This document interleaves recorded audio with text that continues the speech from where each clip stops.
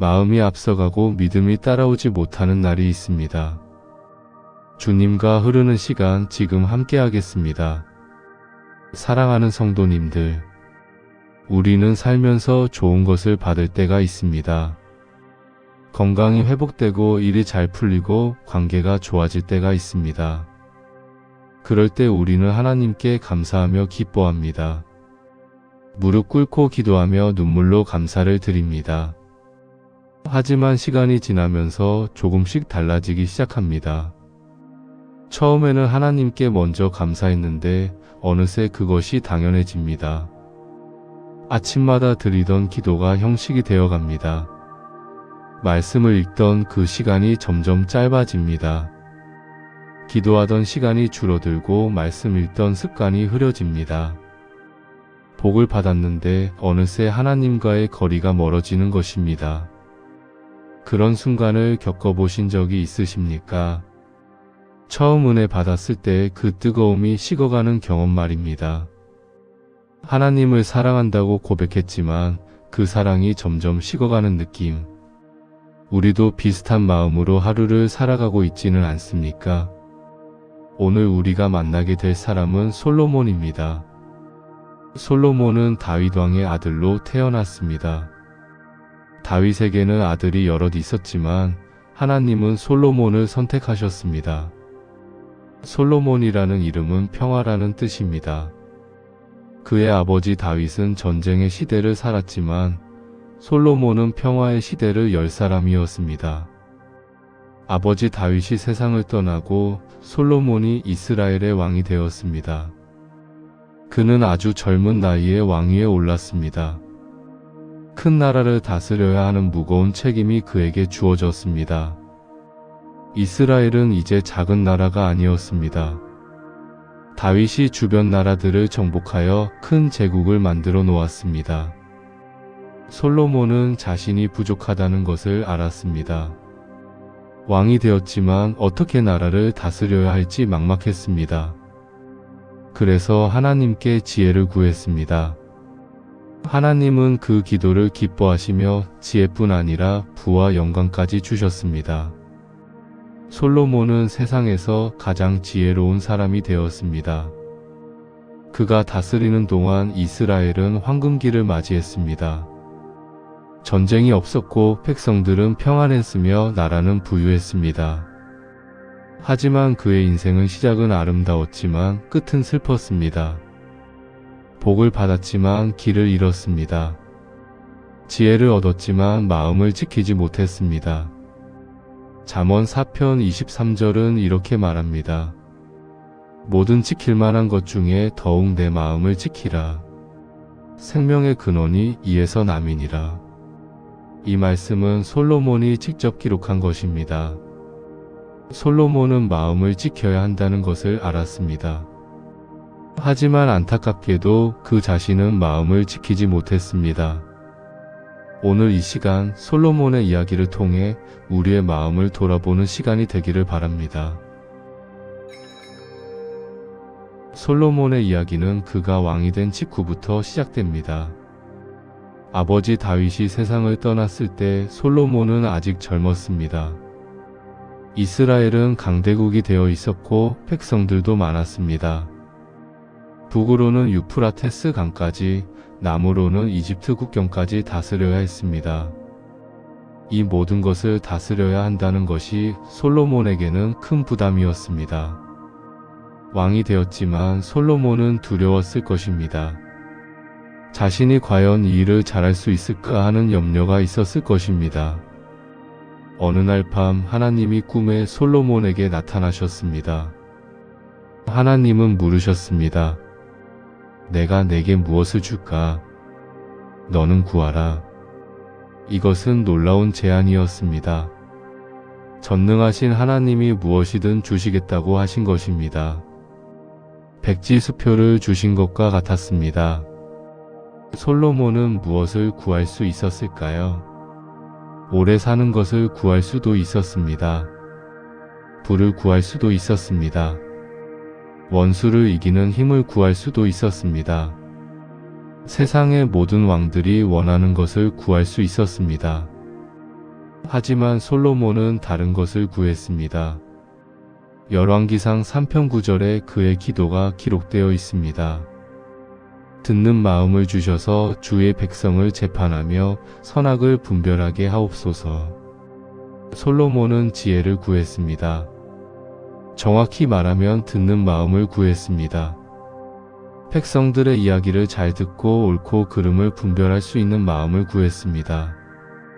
자기 자신을 위한 것이 아니라 백성들을 잘 다스리기 위한 것을 구했습니다. 솔로몬은 자신을 어린아이라고 표현했습니다. 나가고 들어올 줄을 알지 못한다고 고백했습니다. 이것은 겸손한 고백이었습니다. 왕이 되었지만 자신의 부족함을 인정하는 마음이었습니다. 하나님은 이 기도를 매우 기뻐하셨습니다. 솔로몬이 자기 자신의 유익을 구하지 않았기 때문입니다. 장수를 구하지 않았고 재물을 구하지 않았고 원수의 생명을 구하지 않았습니다. 오직 백성을 위해 지혜를 구했습니다. 하나님은 말씀하셨습니다. 내가 지혜를 구하였으니 내가 내 소원대로 하여 지혜롭고 총명한 마음을 내게 주노라. 내 이전에도 너와 같은 자가 없었거니와 내 이후에도 너와 같은 자가 일어남이 없으리라. 그리고 하나님은 덧붙이셨습니다. 내가 구하지 아니한 부귀와 영광도 내게 주노니 내 평생의 왕들 중에 너와 같은 자가 없을 것이라. 하나님은 솔로몬이 구하지 않은 것까지 주셨습니다. 지혜를 구했는데 부와 영광까지 더해주신 것입니다. 솔로몬이 하나님을 먼저 구했기 때문에 하나님은 모든 것을 더해주셨습니다. 솔로몬이 깨어났을 때 그것이 꿈이었다는 것을 알았습니다. 하지만 그 꿈은 현실이 되었습니다. 솔로몬은 놀라운 지혜를 갖게 되었습니다. 얼마 지나지 않아 그 지혜가 드러나는 사건이 일어났습니다. 두 여인이 솔로몬 앞에 나타났습니다. 그들은 같은 집에 살고 있었고 각자 아기를 낳았습니다. 그런데 한 여인의 아기가 밤에 죽었습니다. 그 여인이 잠든 다른 여인의 아기를 가져가고 죽은 아기를 그 여인 곁에 놓았습니다. 아침에 일어난 여인은 자기 아기가 죽은 것을 보고 슬퍼했습니다. 하지만 자세히 보니 그것은 자기 아기가 아니었습니다. 두 여인은 서로 자기가 산 아기의 엄마라고 주장했습니다. 증인도 없고 증거도 없었습니다. 어떻게 진실을 알 수 있습니까? 솔로몬은 어떻게 해야 할까요? 젊은 왕에게는 어려운 재판이었습니다. 솔로몬은 칼을 가져오라고 했습니다. 그리고 말했습니다. 산 아이를 둘로 나누어 한 사람에게 반을 주고 다른 사람에게 반을 주라. 그때 진짜 엄마가 소리쳤습니다. 안 됩니다. 차라리 그 여인에게 아기를 주십시오. 아기를 죽이지는 마십시오. 진짜 엄마는 아기가 죽는 것보다 다른 사람이 키우는 것이 낫다고 생각했습니다. 자기가 키울 수 없어도 아기만 살면 된다고 생각했습니다. 하지만 다른 여인은 말했습니다. 내 것도 되지 못하게 하고 나누라. 자기가 가질 수 없다면 상대방도 가지지 못하게 하겠다는 것이었습니다. 솔로몬은 즉시 판단했습니다. 산 아이를 저 여인에게 주라. 그가 진짜 엄마다. 모든 이스라엘 백성이 이 소식을 들었습니다. 그들은 왕을 두려워하며 존경했습니다. 하나님의 지혜가 솔로몬 안에 있다는 것을 보았기 때문입니다. 솔로몬의 지혜는 날로 유명해졌습니다. 그는 3000가지 잠언을 말했고 1005편의 노래를 지었습니다. 나무에 대해서 말했는데 레바논의 백향목에서부터 담에 나는 우수초까지 말했습니다. 짐승과 새와 기어다니는 것과 물고기에 대해서도 말했습니다. 세상의 모든 왕들이 솔로몬의 지혜를 듣기 위해 사람을 보냈습니다. 스바의 여왕도 먼 나라에서 솔로몬을 만나러 왔습니다. 그녀는 솔로몬의 소문을 듣고 직접 확인하러 온 것입니다. 그녀는 어려운 질문들을 가지고 왔지만 솔로몬은 모든 것을 대답했습니다. 은밀한 것이 하나도 없이 다 설명해 주었습니다. 여왕은 솔로몬의 지혜와 그가 건축한 궁전을 보았습니다. 그의 상에 차린 식물과 그의 신하들이 앉아있는 모습을 보았습니다. 신하들이 시립한 모습과 그들의 의복을 보았습니다. 여왕은 정신이 아찔할 정도였습니다. 여왕은 감탄하며 말했습니다. 내가 내 나라에서 당신의 일과 당신의 지혜에 대하여 들은 소문이 사실이었습니다.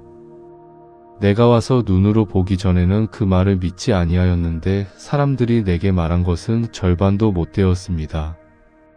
당신의 지혜와 복이 내가 들은 소문보다 더 큽니다. 솔로몬은 성전을 지었습니다. 그의 아버지 다윗이 준비했던 성전을 완성했습니다. 다윗은 성전을 짓고 싶었지만 하나님이 허락하지 않으셨습니다. 다윗이 전쟁을 많이 했기 때문입니다. 하지만 하나님은 다윗의 아들이 성전을 지을 것이라고 약속하셨습니다. 솔로몬은 그 약속을 이루었습니다. 7년 동안 정성을 다해 하나님의 집을 지었습니다. 최고의 재료를 사용했습니다. 레바논에서 백향목을 가져왔고 금으로 성전 안을 입혔습니다. 숙련된 기술자들을 고용하여 아름다운 성전을 완성했습니다. 성전이 완성되던 날 이스라엘 모든 백성이 모였습니다. 제사장들이 언약궤를 성전으로 옮겨왔습니다. 그때 하나님의 영광이 성전에 가득 찼습니다. 구름이 여호와의 전에 가득하여 제사장들이 그 구름으로 말미암아 서서 섬기지 못하였습니다. 솔로몬은 하나님 앞에 무릎을 꿇고 기도했습니다. 열왕기상 8편 57절에 그의 기도가 기록되어 있습니다. 우리 조상들과 함께 계시던 것 같이 우리와 함께 계시옵고 우리를 떠나지 마옵소서. 솔로몬은 하나님이 함께 계시기를 간구했습니다. 하나님이 떠나지 말아달라고 기도했습니다. 이것이 솔로몬이 가장 필요로 했던 것입니다. 지혜도 부도 영광도 중요하지만 가장 중요한 것은 하나님이 함께 계시는 것이었습니다. 성전도 재물도 예배도 중요하지만 하나님이 떠나시면 아무 소용이 없었습니다. 솔로몬은 그것을 알았습니다. 그래서 우리를 떠나지 마옵소서라고 기도했습니다. 하나님은 다시 솔로몬에게 나타나셨습니다. 그리고 말씀하셨습니다. 내 기도와 간구를 내가 들었노라.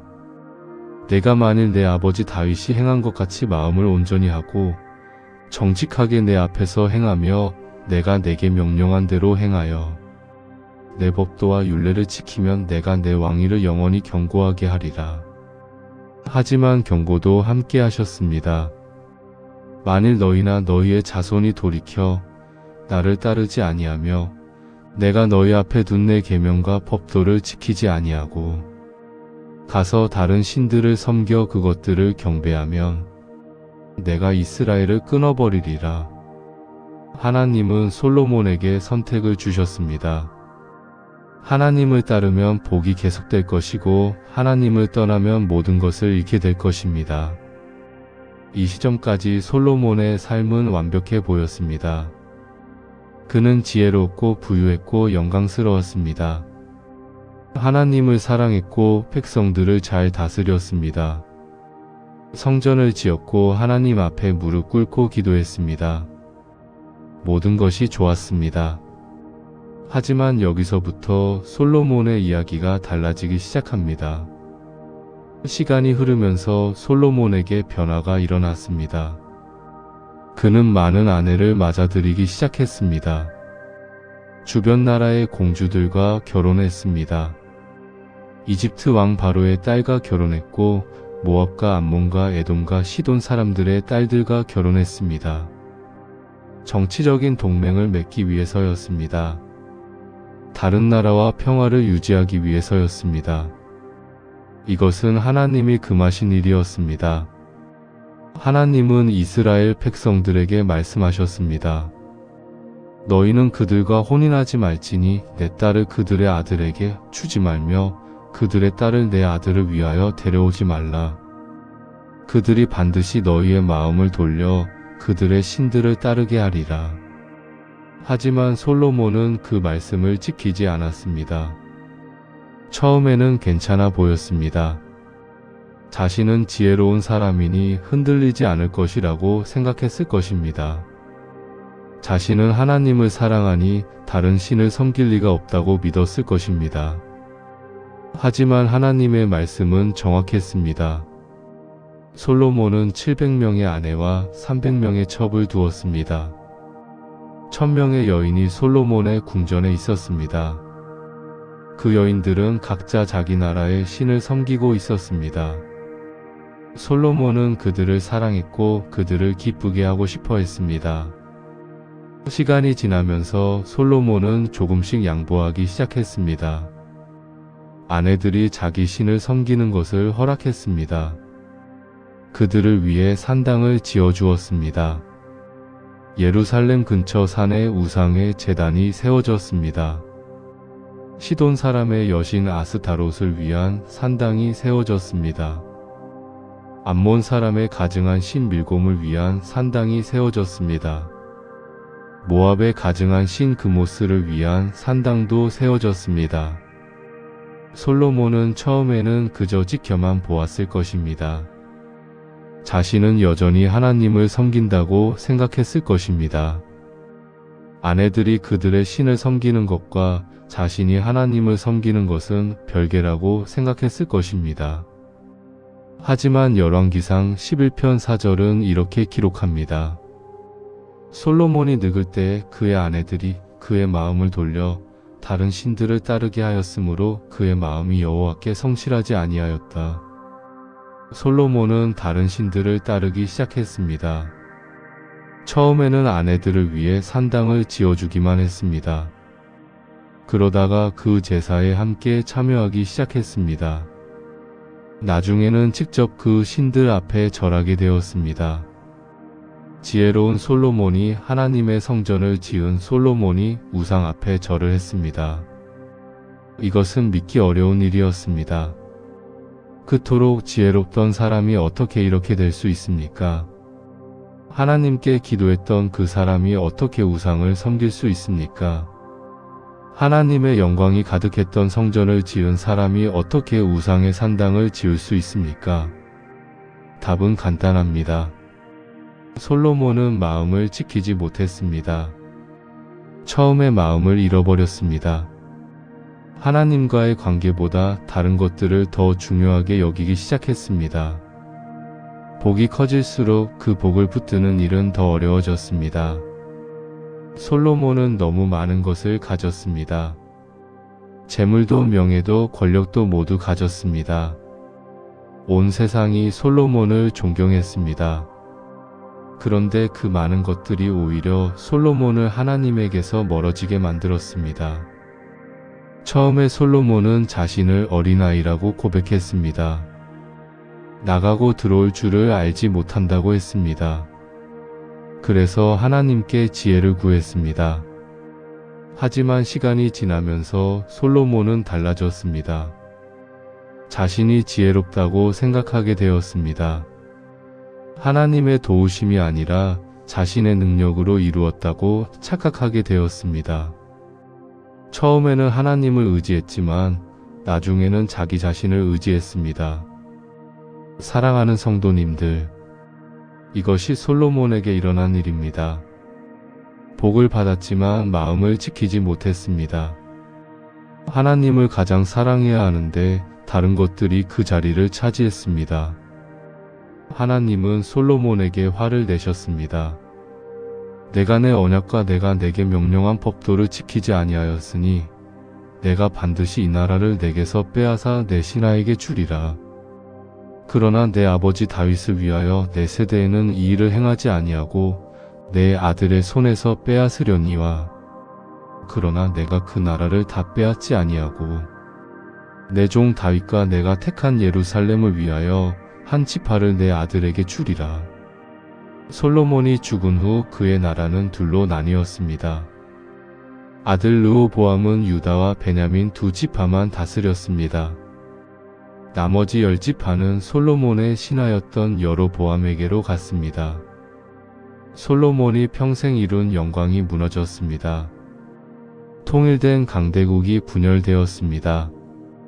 아버지 다윗이 하나로 모은 나라가 다시 갈라졌습니다. 이 모든 것이 솔로몬이 마음을 지키지 못했기 때문이었습니다. 솔로몬의 말년은 슬펐습니다. 그는 전도서를 기록했습니다. 그 책에는 솔로몬의 후회가 담겨 있습니다. 헛되고 헛되며 헛되고 헛되니 모든 것이 헛되도다.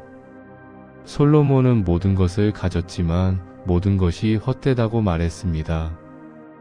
지혜도 부도 쾌락도 업적도 모두 헛되다고 했습니다. 왜 그랬을까요? 하나님과의 관계를 잃어버렸기 때문입니다. 하나님 없이 누리는 복은 결국 공허했습니다. 솔로몬은 전도서 끝부분에서 이렇게 말합니다. 일의 결국을 다 들었으니 하나님을 경외하고 그의 명령들을 지킬지어다. 이것이 모든 사람의 본분이니라.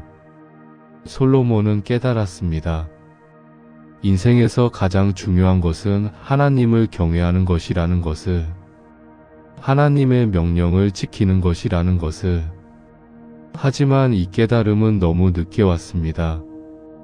이미 나라는 분열의 길로 접어들었고 백성들은 우상 숭배에 빠졌습니다. 솔로몬의 이야기는 우리에게 큰 교훈을 줍니다. 지혜는 머리에만 있는 것이 아닙니다. 끝까지 하나님을 붙드는 마음에서 완성됩니다.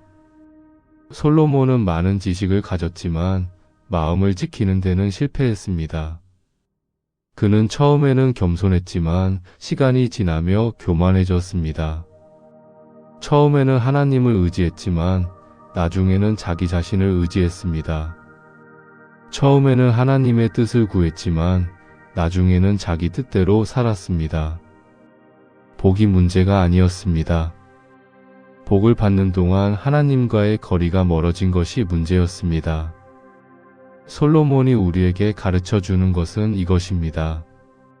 시작이 좋다고 끝도 좋은 것이 아니라는 것. 지혜를 얻는 것도 중요하지만 그보다 더 중요한 것은 하나님과의 관계를 지키는 것. 복을 받을 때일수록 더욱 조심해야 한다는 것입니다. 사랑하는 믿음의 가족들, 우리도 솔로몬처럼 살 수 있습니다. 처음에는 열심히 기도하고 말씀을 읽고 하나님을 사랑합니다.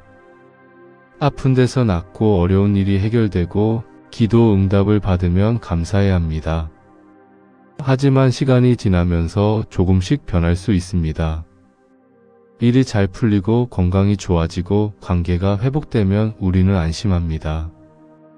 그리고 어느새 하나님 없이도 살 수 있다고 느끼기 시작합니다. 기도 시간이 줄어들고 예배가 형식적이 되고 말씀이 멀어집니다. 이것이 위험한 순간입니다. 복을 받았을 때가 오히려 가장 조심해야 할 때입니다. 잠언 4편 23절 말씀을 다시 기억해 봅시다. 모든 지킬 만한 것 중에 더욱 내 마음을 지키라. 생명의 근원이 이에서 남이니라. 마음을 지키는 것이 가장 중요합니다. 재물을 지키는 것보다, 건강을 지키는 것보다, 명예를 지키는 것보다 중요합니다. 왜냐하면 생명의 근원이 마음에서 나오기 때문입니다. 마음이 하나님을 향하면 모든 것이 바로 섭니다. 마음이 하나님에게서 멀어지면 모든 것이 무너집니다. 솔로몬은 지혜를 구했지만 마음을 지키지 못했습니다.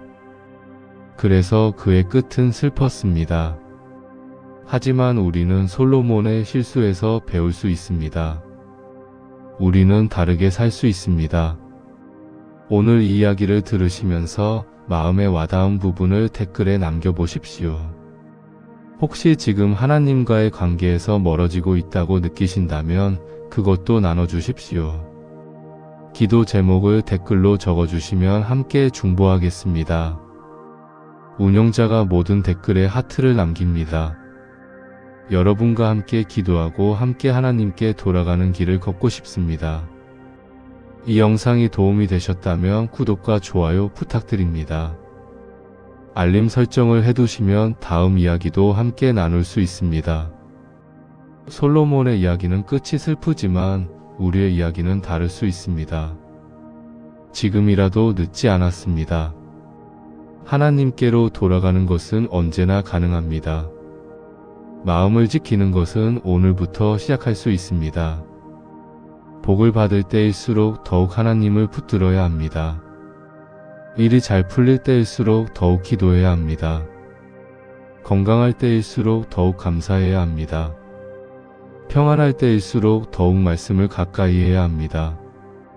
솔로몬에게 배우는 지혜는 이것입니다. 지혜는 단순히 아는 것이 아니라 끝까지 하나님과 함께 걷는 것입니다. 처음의 마음을 끝까지 지키는 것입니다. 하나님을 첫자리에 두고 살아가는 것입니다. 오늘 하루도 하나님과 함께 걸어가시기를 바랍니다. 마음을 지키며 하나님을 첫자리에 두는 하루가 되기를 기도합니다. 복을 받으실 때 하나님을 더욱 붙들고 어려울 때도 하나님을 놓지 않는 믿음이 함께하기를 소망합니다. 다음 시간에 또 뵙겠습니다. 감사합니다.